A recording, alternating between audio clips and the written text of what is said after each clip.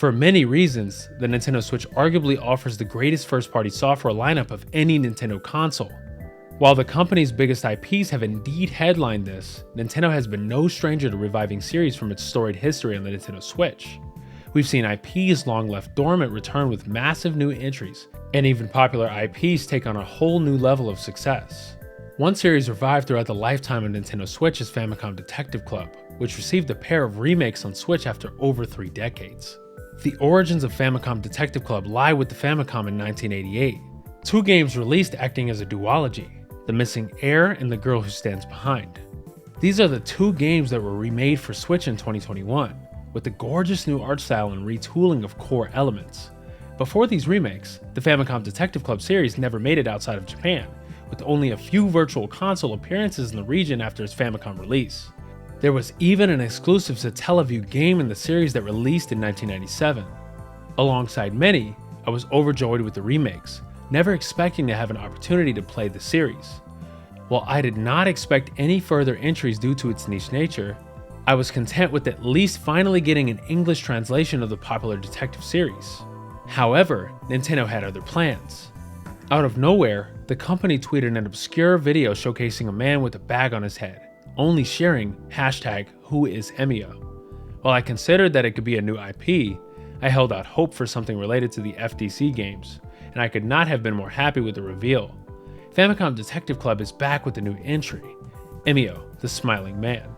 Emio, the Smiling Man Famicom Detective Club surrounds a gruesome apparent murder where a junior high student is found dead with a paper bag on his head. This isn't just any paper bag though. A creepy smile is drawn on top, resembling a very similar spree of unsolved crimes that occurred 18 years ago. These murders are rumored among the people to be linked with the urban legend of Emio, the Smiling Man. The story goes that if a girl is crying alone at night, Emio will appear, killing her to grant a smile that can last forever. Some versions of the tale say that if you laugh, Emio will walk away, while others say that he kills you if you look at him. Throughout the game, you play as Taro Ninten, working together with fellow detective Ayumi Tachibana. It's up to you to solve this murder of Eisuke Sasaki and determine the truth behind the haunting Smiling Man. The Famicom Detective Club games act as visual novels with detective elements. First, the gameplay itself is built around this aspect. When talking with characters, you can think, look at objects and examine them, and speak to others about different topics. You carry around a notebook that outlines all of the information you've learned about the case thus far, with pages of notes for each character. Thankfully, you can reference this at any time, which is helpful if you forget a quick detail about a character. At the end of each day after investigating, you'll hold a review session with Ayumi to track the discoveries you learned and work closer to cracking the case. Like most visual novels, the game progresses by talking with characters and exhausting dialogue options. For better or worse, Emio is completely faithful to the Famicom Detective Club remakes with gameplay. This dated design works great to sprinkle in detective elements and put you in the driver's seat of this mystery. However, there's certainly some age that shows as a result of that. Sometimes, you might be stuck talking with a character, unsure of what dialogue option or topic to touch on. You can usually resolve this by using the think option, as you will see a thought of what you should be doing at the moment. This wasn't entirely the case in the previous entries, so it's a welcome change that can guide you in moments you feel lost. Beyond dialogue options, I will note that I did have a challenging time progressing the novel at a few points for whatever reason. These segments involved examining different objects in the environment for clues, and the game doesn't give you very solid hints. For one of these sequences, I missed a really small water hose in the front lawn of a house. It's a slight grievance, but nothing that ever took me out of the immersion that Emio created.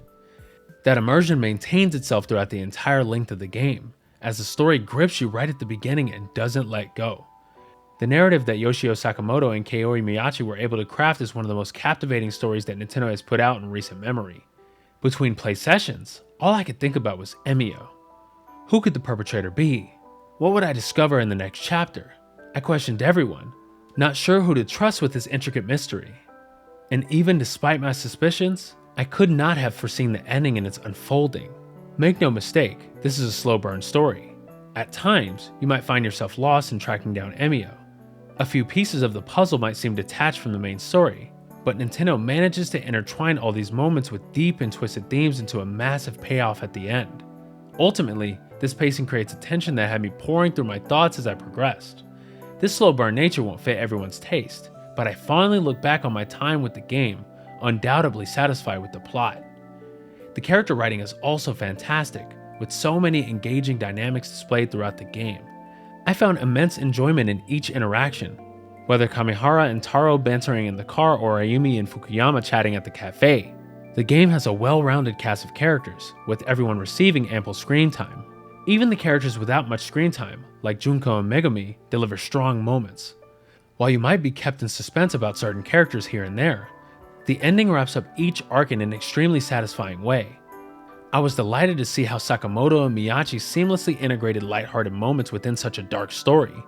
While I don't think Emio is as creepy as it could have been, the game still does an excellent job of keeping that tension going for players. Especially with the massive surprise at the end, it does feel like Nintendo opted to hide some of the more jarring, M-rated elements throughout most of the game. Regardless, this Famicom Detective Club title surpasses the highs of its predecessors in almost every regard. Above all, the themes portrayed throughout Emio the Smiling Man are some of the darkest I've experienced. Moments throughout the game quite literally made my jaw drop, with haunting yet realistic depictions of things like abuse, grief, trauma, and more. These themes transcend the type of storytelling that was possible with prior entries, allowing for a narrative that doesn't pull its punches. I love that Nintendo has allowed its creatives to craft more mature experiences like this, as they stand out so much each time they release. Truthfully, I was expecting more of a lean into detective elements in the game. There were plenty of areas in which the team could have enhanced the gameplay elements of the remakes, but as aforementioned, things stayed very true to form. As a result, Emio is a classic visual novel, but I greatly appreciate this.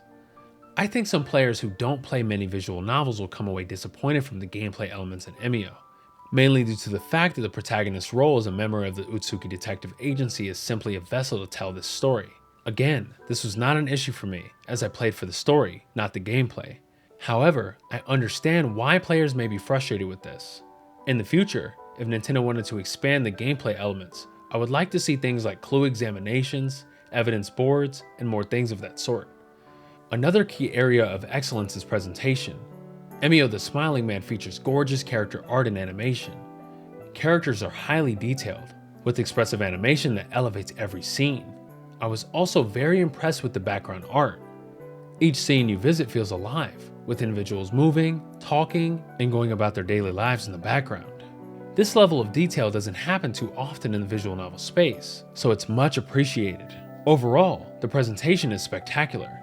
It feels like one of the highest production visual novels I've played in recent times, and that's something we don't get too often in this space. Whether it's the gorgeous art, vibey soundtrack, or amazing voice cast, Emio delivers strongly across all fronts. And for those reasons, I can't recommend the game enough. The beauty of a series like Famicom Detective Club is the possibilities for future entries are endless. I would love to see more of Ayumi and Taro in another title, as the series was begging for more. There are countless mysteries to be solved. Ultimately, we can only hope that Sakamoto gets a chance to craft another Famicom Detective Club title on the Nintendo Switch successor. The potential of a series like this feels limitless. Seriously, I could play 20 of these and not get bored with how gripping the writing is. Emio is one of my favorite games of 2024, and I don't expect that to change by year's end. It's the biggest surprise of the year, as I would have never expected Nintendo to release a new Famicom Detective Club game, yet here we are. While I hope the series will continue beyond this entry, I'm so happy to have experienced such a powerful game from Nintendo.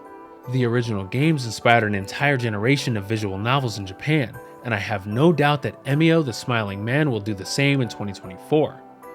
Final Weapon is giving Emio the Smiling Man a 4.5 out of 5 stars. Nintendo provided Final Weapon with a Nintendo Switch copy of Emio the Smiling Man Famicom Detective Club for review purposes.